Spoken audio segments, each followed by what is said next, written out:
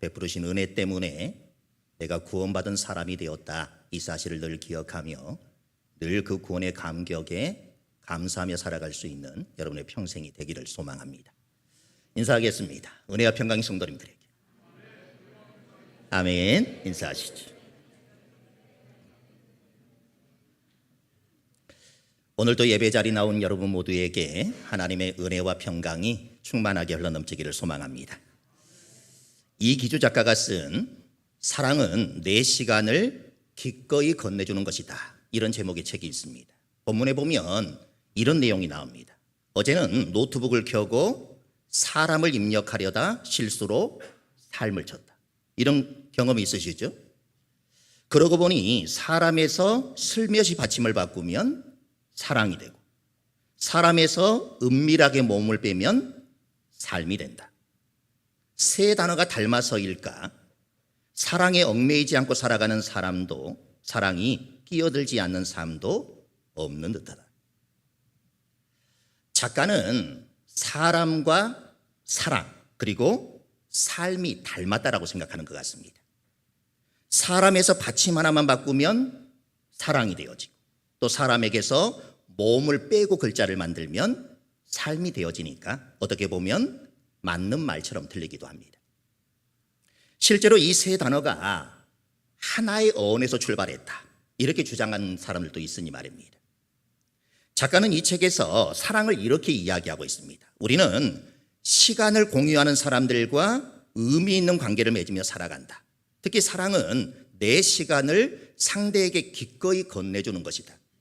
만약 누군가와 함께 보내는 시간이 아깝게 느껴진다면, 그 사람이 내 일상에 침입해 시간을 훔쳐 달아나는 것처럼 여겨진다면 이유는 간단하다. 상대방을 사랑하지 않거나 사랑이라는 감정과 점점 멀어지고 있기 때문이다. 작가는 시간과 사랑이 보이지 않는 끈으로 연결되어 있을 것이라 이렇게 말하고 있습니다. 작가의 말처럼 어떤 사람과 보내는 시간이 아깝게 느껴지는 것은 그 사람을 소중하게 생각하지 않는다라는 말과 같습니다. 유한한 시간을 누군가와 함께 보낸다라는 것은 결국 그 사람이 나에게 특별한 사람이니까 그렇게 하지 않겠습니까? 사랑하지 않는다면 유한한 나의 시간을 결코 내어주지 않을 것입니다. 기도에 대한 이야기를 하려면 이 사람을 빼놓을 수가 없습니다. 기도의 성자라고 불리는 미국의 감리교 목사의 작가인 E.M. 바운즈라는 사람입니다. 이 바운즈가 쓴 기도에 관한 시리즈 책이 있는데 규장이라고 하는 출판사에서 나온 것만 8권이나 되어집니다. 기도의 심장, 기도해야 산다, 기도하지 않으면 죽는다, 기도에 내 인생이 달렸다, 응답 기도, 기도로 원수를 밟으라, 기도의 강자, 기도의 불병거, 이런 책들이 있습니다. 그는 그의 책 기도의 능력에서 골방 기도에 대해서 이렇게 말하고 있습니다. 골방에서 하나님과 함께 지내는 능력에 따라 골방 밖에서 하나님과 함께 지내는 능력이 좌우된다. 서둘러 골방에 들어갔다 나오는 것은 사람을 속이고 의무를 게을리하는 행위이다. 여러분, 하나님을 사랑하십니까? 얼마나 사랑하십니까? 사랑은 내 시간을 상대에게 기꺼이 내어주는 것이라 이렇게 말했는데, 여러분은 여러분에게 주어진 유한한 시간 속에 하나님과의 만남에 얼마나의 시간을 투자하고 계십니까? 특히 골방에서의 하나님과 만남이 골방 밖에서, 다시 말해 우리의 삶의 자리에서 하나님과 함께 지내는 능력이 결정된다라고 하는데, 골방에서 서둘러 나오는 것은 우리가 해야 할 의무를 게을리하는 것이라 이렇게 말하는데, 여러분은 골방에서 하나님을 만나는 일에 얼마나 열심을 내고 계십니까? 우리는 바른 기도가 무엇인지를 살펴보고 있습니다. 바른 기도는 중언부언하지 않는 기도입니다. 다시 말해 간결한 기도라 이렇게 얘기할 수 있습니다. 간결한 기도라고 얘기했다고 해서 결코 짧은 기도를 말하는 것이 아닙니다. 쓸데없이 말을 늘릴 필요가 없다라고 하는 것입니다. 괜히 길게 해서 심리적인 안정감을 갖는 것은 하나님이 원하시는 기도가 아닙니다. 간결하고 단순하게 기도해야 합니다. 내가 하나님께 하고 싶은 말을 정확하고 또박또박 말해야 한다는 것입니다. 쓸데없는 미사여구를 길게 할 필요도 없고 괜히 주여를 남발할 필요도 없고 했던 말을 또 하고 또 해서 기도 시간을 질질 끌 필요가 없다는 것입니다. 골방에서 기도하라 이렇게 말씀을 하셨는데, 골방이라는 말은 세상 모든 것을 잘라내고 오직 하나님의 말씀만을 담아두는 곳이라, 이렇게 지난 시간에 말씀을 드렸습니다. 그래서 골방에서 기도하라는 말씀은 반드시 골방에서만 기도해야 된다 이런 말이 아닙니다. 사람에게 보이려고 기도하지 말고 하나님께 진실하게 기도해라 이렇게 말씀하는 것입니다. 또 주님은 문을 닫고 하라고 말씀을 하십니다. 문을 닫는다라고 하는 것은 단절이 아니라 집중이라고 말씀을 드렸습니다. 하나님께 마음을 모으기 위한 거룩한 결단이라는 것입니다. 또 은밀하게 하라 이렇게 말씀을 하시는데, 여기서 말하는 은밀함이란 장소의 은밀함만이 아니라 관계의 은밀함이라 이렇게 말씀을 드렸습니다.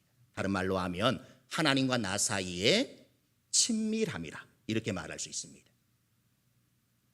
이 모든 말씀을 종합해 보면 사람에게 보이려고 기도하지 말고, 경건해 보이려고 기도하지 말고, 다른 사람이 내 기도를 어떻게 평가할까 고민하면서 기도하지 말라는 것입니다. 이런 것들은 위선자들이 하는 기도이니 오직 진실하게 기도하라고 말씀하는 것입니다. 그러면 은밀한 중에 보시는 하나님께서 갚아주신다라고 말씀합니다. 한희철 목사님이 쓰신 어느 날의 기도 중에 신발이라고 하는 제목의 글이 있습니다. 기도의 골방에 들어 문 열지 않게 하소서. 나 여기 있다 떠벌리지 않게 하소서. 골방에 들기도 어렵지만 골방에 문 닫기가 더 어렵다는 것을 이제쯤에나 압니다. 골방에 들 때마다 돛돌 위 신발 가만 거두게 하소서. 왜 골방에 들어가 문을 닫고 기도하라는 것입니까? 나의 관심을 분산시키고 하나님이 아닌 다른 것에 나의 마음을 분산시키는 그 모든 것들로부터 나 자신을 차단하고 기도에 집중하기 위해서입니다. 하나님과 만남에 집중하라는 그런 말입니다. 나에 대한 사람들의 평판, 나를 보는 사람들의 다양한 반응, 내가 스스로 느끼는 어떤 감정을 떠나 하나님께만 집중하며 기도하라는 그런 말씀인 것입니다. 우리가 이렇게 기도해야 하는 이유가 있습니다. 8절을 읽어보겠습니다. 그러므로 그들을 본받지 말라. 구하기 전에 너희에게 있어야 할 것을 하나님 너희 아버지께서 아시느니라.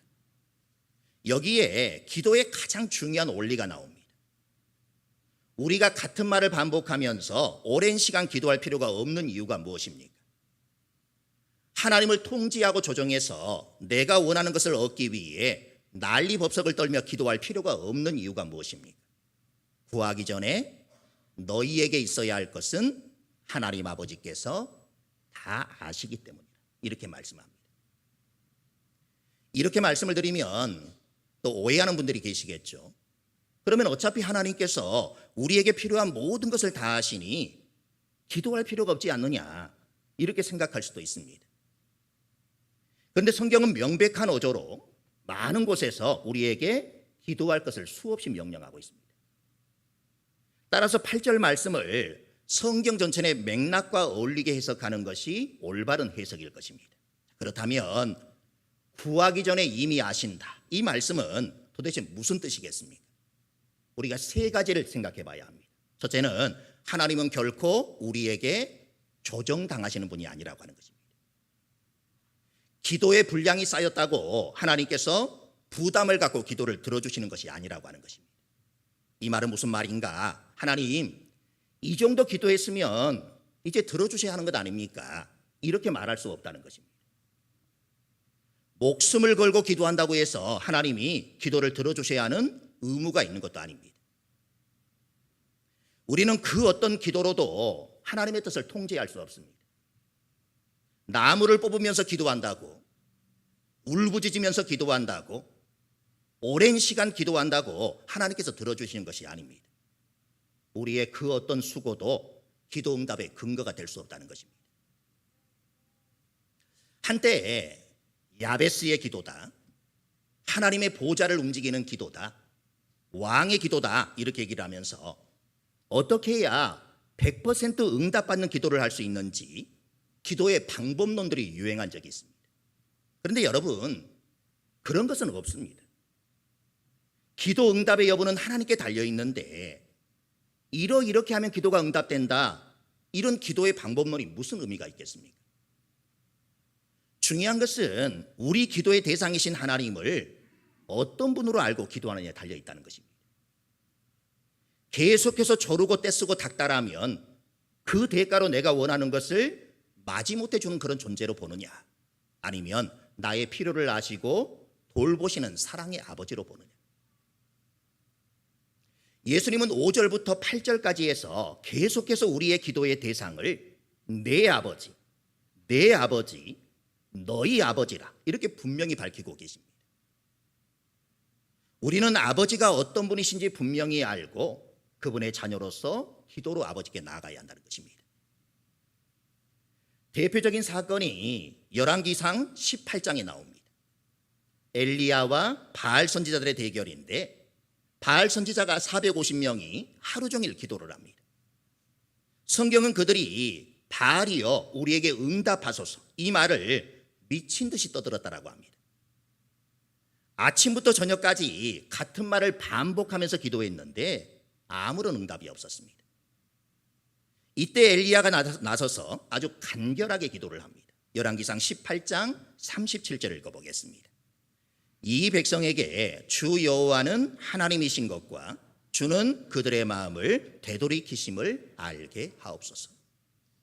그랬더니 여호와의 불이 내려와 번제물을 태웠다라고 합니다.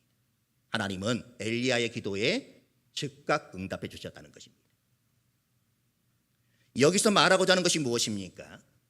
이방인의 기도는 신을 조종하는 기도라는 것입니다.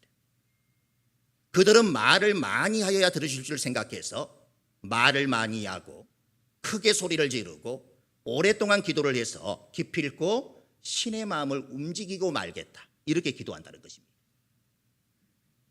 기도를 하나님을 의지하고 간구하는 은혜의 방편이 아니라 하나님을 통제하고 조정하는 수단으로 여기는 것입니다.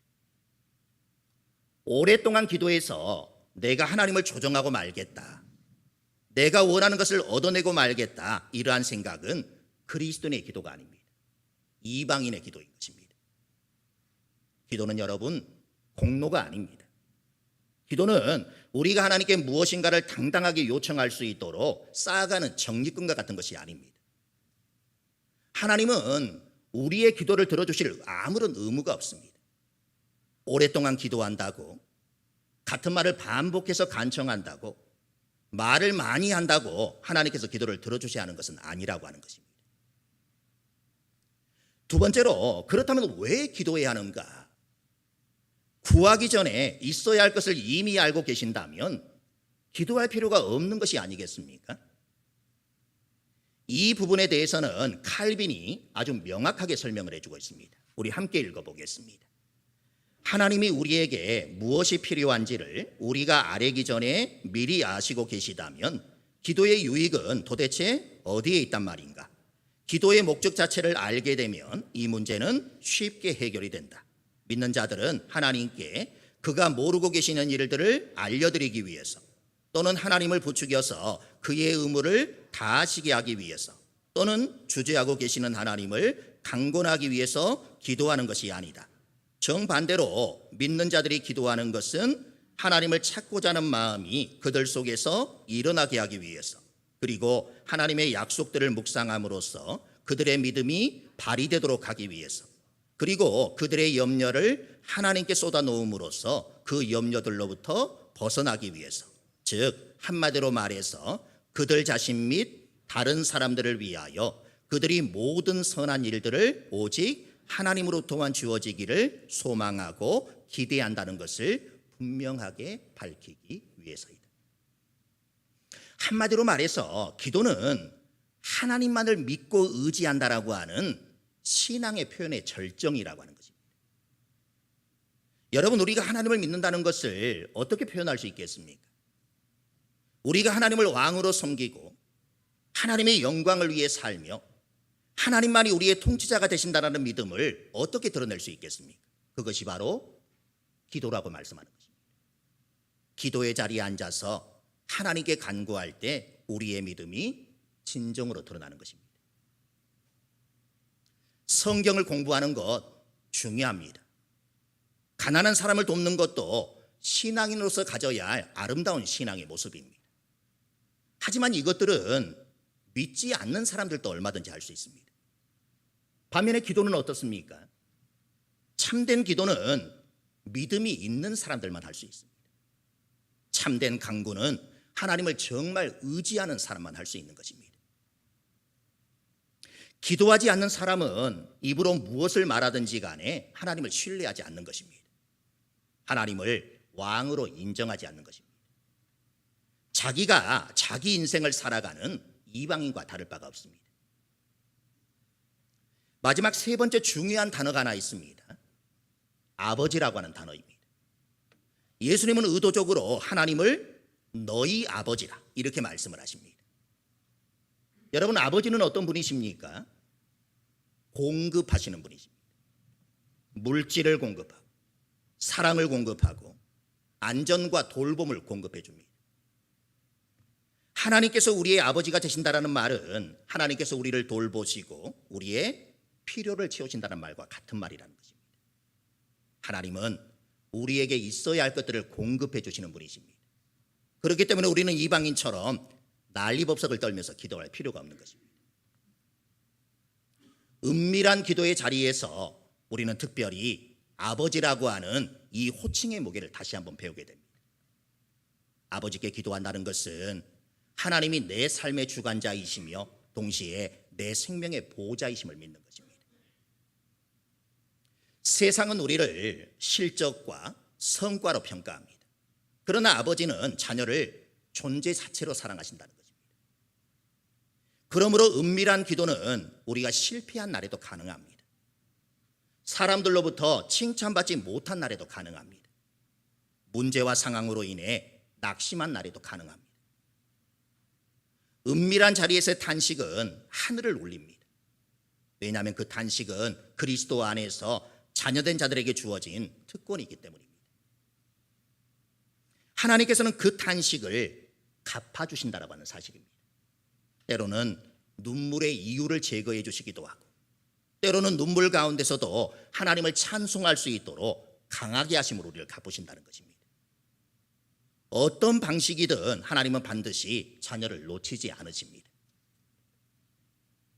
부모와 자식의 관계에서 아이가 밥을 달라고 해야 부모가 기계적으로 밥을 주는 경우는 없습니다. 엄마, 아침밥 주세요. 그래야 아침밥을 줘. 점심때가 되어지면 엄마 점심 주세요.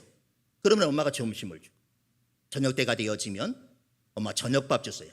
그러면 저녁을 차려주는, 여러분, 그런 부모가 어디 있겠습니까? 이렇게 해서 밥을 얻어먹는 자식은 아마 아무도 없을 것입니다.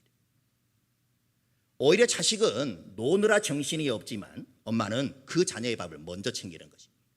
밥때가 되면 엄마는 아이를 부릅니다. 밥 먹자. 그만 놀고 들어와라. 한번 여러분 생각해 보십시오. 우리가 기도에서 생명인 공기를 얻었습니까? 우리가 밤새 철야 기도를 했기 때문에 아침에 태양이 뿅 하고 떠오른 것입니까? 우리가 40일 금식 기도를 했기 때문에 우리에게 필요한 비가 내리는 것입니까? 우리가 하나님께 아뢰었기 때문에 오늘 우리에게 필요한 양식이 주어졌습니까? 그렇지 않습니다. 우리에게 정작 있어야 될 것들은 한 가지도 기도하지 않았음에도 불구하고 이미 하나님께서 다 주셨다는 사실입니다. 우리 기도의 출발점은 바로 하나님은 내게 필요한 것을 미리 다 알고 계신다. 여기서부터 출발해야 한다는 것입니다. 그래서 9절은 뭐라고 말씀하고 있습니까? 9절 읽어보겠습니다. 그러므로 너희는 이렇게 기도하라. 하늘에 계신 우리 아버지여, 이름이 거룩히 여김을 받으시오. 그러므로의 밑줄을 긋고 주목해 보셔야 합니다. 성경에서 그러므로라는 단어가 나오면 우리는 대단히 주의해서 보아야 합니다. 그러므로라는 말씀은 앞에서 했던 모든 말씀의 근거에서 그 모든 말씀의 결론이기 때문에 그렇습니다. 그래서 그리스도인의 삶이란 그러므로의 삶이라 이렇게 얘기할 수 있습니다. 하나님께서 우리에게 있어야 할 것을 먼저 아시는 분이시기 때문에 그러므로 너희는 이렇게 기도해라. 그러면서 주님께서 우리에게 주기도문을 가르쳐 주신 것입니다. 너무 바빠서 기도합니다. 이런 책이 있습니다. 영어 제목으로는 기도하지 않기에는 너무 바쁘다. 이렇게 해석할 수 있겠습니다. 그런데 우리는 보통 뭐라고 얘기합니까? 너무 바빠서 기도할 시간이 없습니다. 너무 바빠서 예배할 시간이 없습니다. 너무 바빠서 지금 성경 읽을 시간이 없습니다. 이런 사람들을 향해서 바쁠수록 어떻게 해야 된다? 더 기도해야 된다. 이렇게 말씀하고 계시는 것입니다. 왜 그렇습니까? 바쁘니까 하나님의 지혜가 더 필요한 것입니다. 하나님의 은혜가 더 절실한 것입니다. 아무 일도 없이 바쁘지 않으면 여러분 굳이 기도하지 않으셔도 됩니다. 아무 일도 일어나지 않을 테니. 그러나 일이 많아 바쁘다고 하면 더 기도해야 된다는 것입니다. 그 모든 일들을 처리하기에는 우리의 지혜가 너무나도 부족하기 때문입니다. 바쁘고 분주하고 정말 힘든 이 세상 속에서 하나님께 기도하지 않고 하나님의 지혜를 얻지 않고 어떻게 살아갈 수 있겠습니까? 하나님의 지혜를 얻지 않고 어떻게 올바르게 우리가 살아갈 수 있겠습니까? 올바르게 살기 위해서 우리는 하나님의 지혜를 얻어야 되고 성령의 충만함을 입어야만 합니다. 성령님의 인도함을 받는 그런 삶이 되어야 한다는 것입니다. 그래서 우리는 기도하면서 나아가는 것입니다. 기도만 해서 되겠느냐? 이렇게 묻는 분들에게 저는 되묻고 싶습니다. 그러면 도대체 기도하지 않고 무엇이 선한지 어떻게 분별하며 살 것인가? 하나님이 기쁘신 뜻을 어떻게 우리가 분별하며 살 수 있겠는가? 하나님의 뜻대로 행한다고 말하면서 기도하지 않는다면 그것이 내 기준에서 선악인지 하나님의 기준에서 선악인지 어떻게 우리가 분별할 수 있겠습니까? 기도하면 다 되느냐? 이렇게 묻는 분들에게 저는 이렇게 말하고 싶습니다. 네, 기도하면 다 됩니다. 하나님이 일하실 수 있도록 인간편에서 돕는 가장 역동적인 사역이 뭐냐? 그게 바로 기도인 것입니다. 기도하지 않는 사람은 하나님이 돕고 싶으셔도 도우실 수가 없는 것입니다. 마틴 로이드 존슨은 이렇게 말했습니다. 함께 읽어보겠습니다. 참된 기도는 하나님을 붙잡는 것이며 그분을 떠나보내지 않는 것이다. 모든 것이 하나님께 달려있음을 알고 전심으로 기도해야 한다는 그런 말입니다. 누가 있는지 정확히 밝혀지지는 않았지만 이런 말도 있습니다. 읽어보겠습니다. 모든 것이 하나님께 달려있는 것처럼 기도하고 모든 것이 너에게 달려있는 것처럼 행동하라. 나의 100%를 다했을 때 하나님도 그분의 100%로 응답해 주신다는 그런 말입니다. 이런 말도 있습니다. 우리가 일하면 그냥 우리가 일하는 것이지만 우리가 기도하면 하나님께서 일하신다. 이 말은 영국의 선교사 허드슨 테일러나 존 웨슬리 같은 이런 지도자들이 기도의 중요성을 가르치면서 자주 인용한 그런 구절들로 알려져 있습니다. 여러분, 사람이 아무리 일을 잘해도 그것은 그저 사람의 수준일 뿐인 것입니다. 그러나 사람이 기도하면 하나님께서 하나님의 수준으로 일해 주신다는 것입니다. 그러니 오늘 또 골방으로 들어가시길 바랍니다. 그리고 문을 닫으시길 바랍니다. 은밀한 중에 계신 아버지께 기도하시길 바랍니다. 그분은 이미 보고 계십니다. 우리의 연약함을, 우리의 신음과 탄식을, 우리의 부족함을, 우리의 작은 믿음을, 우리의 큰 두려움을, 우리의 숨은 죄와 숨은 상처를, 그리고 그 모든 것 위에 덮이게 하신 그리스도의 피를 그분은 다 보고 계신다는 것입니다. 그리고 더 중요한 것이 있으니 그분은 반드시 갚아주신다는 것입니다. 우리가 하나님께 응답을 강요하지 않아도 하나님은 당신의 방식으로 반드시 응답해 주신다는 것입니다. 17세기 작자 미상의 어부의 기도라는 그런 기도를 읽어드림으로 오늘의 설교를 마무리하도록 하겠습니다. 제가 이 기도를 처음 접했을 때 저는 제 가슴을 부여잡을 수밖에 없었습니다. 내용이 대단하고 화려해서가 아닙니다. 아주 간단한 그런 기도이고 그저 평범한 기도입니다. 오히려 평범한 기도이기에 제 가슴을 더 뜨겁게 만들었는지도 모르겠습니다. 이런 기도입니다. 주님, 저로 하여금 죽는 날까지 물고기를 잡을 수 있게 하시고 마지막 날이 찾아와 당신이 던진 그물에 내가 걸렸을 때 바라옵건대 쓸모없는 물고기라 여겨 내 던져짐을 당하지 않게 하소서. 저에게는 이렇게 읽혔습니다. 주님, 저로 하여금 죽는 날까지 하나님의 말씀을 전할 수 있게 하시고 마지막 날이 찾아와 주님 앞에 섰을 때 내가 너를 도무지 알지 못한다고